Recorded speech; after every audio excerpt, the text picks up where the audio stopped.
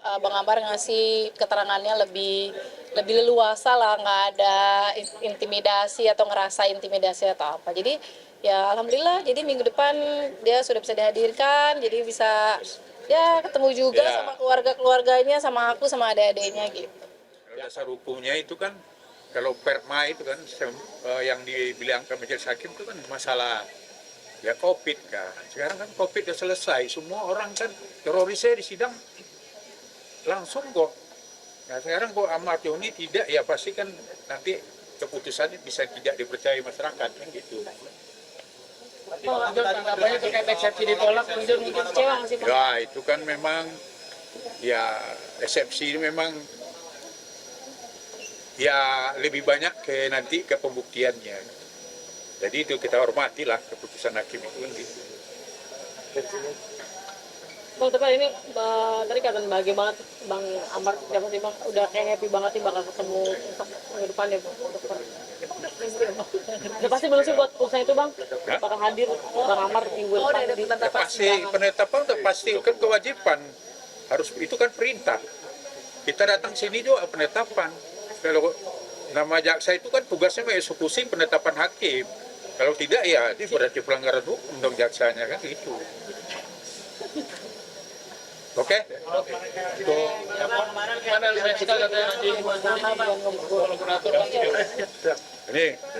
Ini harus Pak Jaksa dong yang diwawancara. Iya Pak Jaksa, tungguin ya Pak. Ya Bang. Bang Jo kemarin ke LPSK gimana Bang Jo keluarganya? LPSK mungkin ya Bu Dokter saya nggak apa. Mungkin ada Ganas juga di belakang. Ya, coba langsung ke Pak Ganas saya nanya ke Pak apa? Bu Dokter gimana Nyoman. ke LPSK Bu Dokter? Oh udah, ke PLSP coba Pak Nyoman. Ya, kemarin kita dari organisasi anti narkoba mulai kemarin secara resmi kami mendampingi keluarga Ahmad Yani sebagai kuasa hukum non litigasi.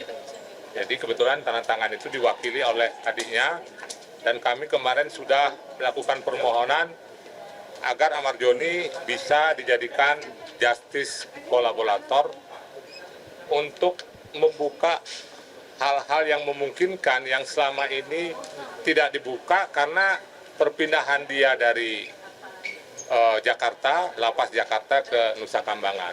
Sehingganya apa yang akan ingin disampaikan,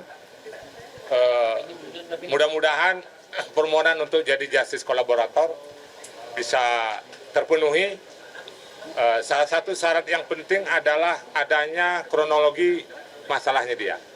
Kemarin Bu Dokter sudah memberikan ke saya ada 4 lembar kronologis yang sudah diserahkan ke LPSK.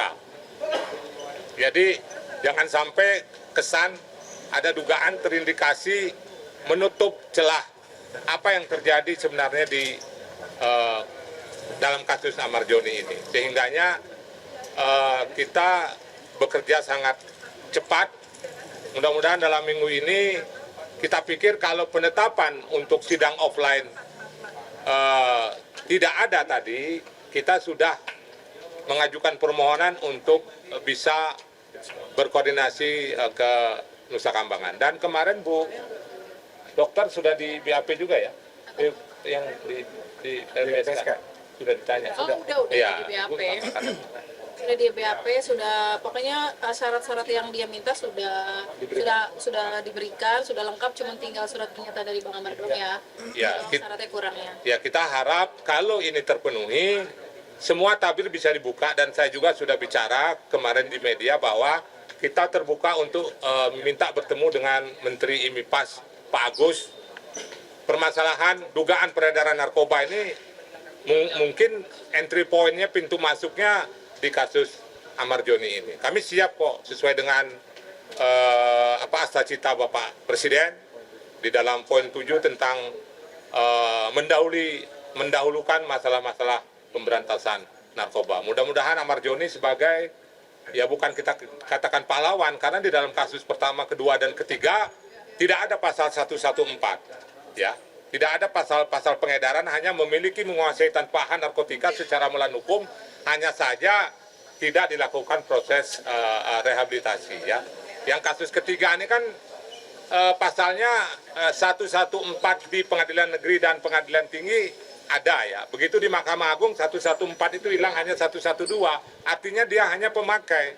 Hanya saja kenapa proses 127 dan proses asesmen itu tidak ada di dalam berkas itu. Nah, itu yang kita sayangkan. Ini ada sehingganya Ganas ini mempunyai kepentingan bukan saja ke Amarjoni, kepada semua masyarakat yang terpapar, ya, yang coba narkoba, terus dia sial ketangkep.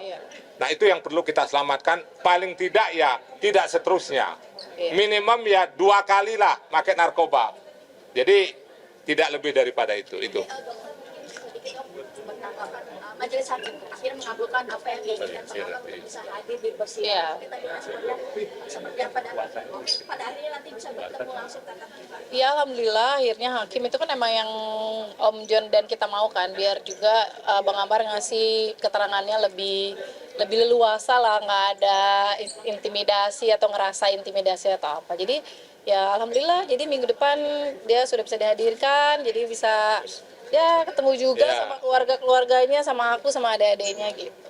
Yang pasti kan dengan kehadiran Amarjoni secara offline, memang itu yang kita harapkan Ya. untuk mendapatkan satu kebenaran material. Iya. Karena saya lihat tadi di dalam dakwaan maupun bacaan dari Majelis Hakim itu kan ada 114, ada 132, permufakatan jahat. Ya. Sedangkan Dirjen Lapas di dalam konferensi pers mengatakan hanya ditemukan di dalam ruangannya. Ini kan kontradiktif Iya. dengan Ya, dakwaan. Yang jadi kita bingung ya, gimana? Ya jangan bingung. Nah ini kemarin kita, nah ini ya. Nah ini kuasa dari keluarga ya. Jadi non litigasinya, ya ini kuasa dari keluarga Amarjoni. Siapa ini? Adiknya Panji. Panji. Aditya juga kemarin ikut, itu satu. Kedua, kita sudah resmi menyampaikan surat permohonan kepada LPSK kemarin ya. Dan ini langsung sudah diproses. Proses itu, ya ini. Yang kurang hanya satu ya.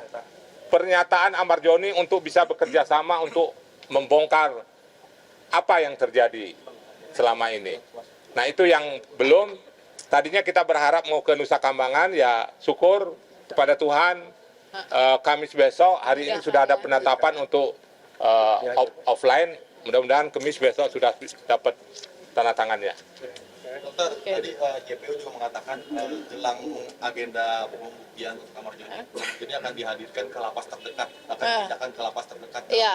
Beberapa hari sebelum pembuktian, Iya. nanti ada rencana untuk menjenguk Amar. Ya kalau emang boleh pasti ngejenguk lah. Kan kita juga harus diskusi sama PH, diskusi buat apa nih pembuktian lagi nih. Jadi masih harus berjuang lagi untuk cari pembuktian saksi-saksi yang kita hadirkan, kan juga harus komunikasi sama Bang Amar. Selama ini kan nggak bisa komunikasi cuma setengah jam, itu juga pihak PH.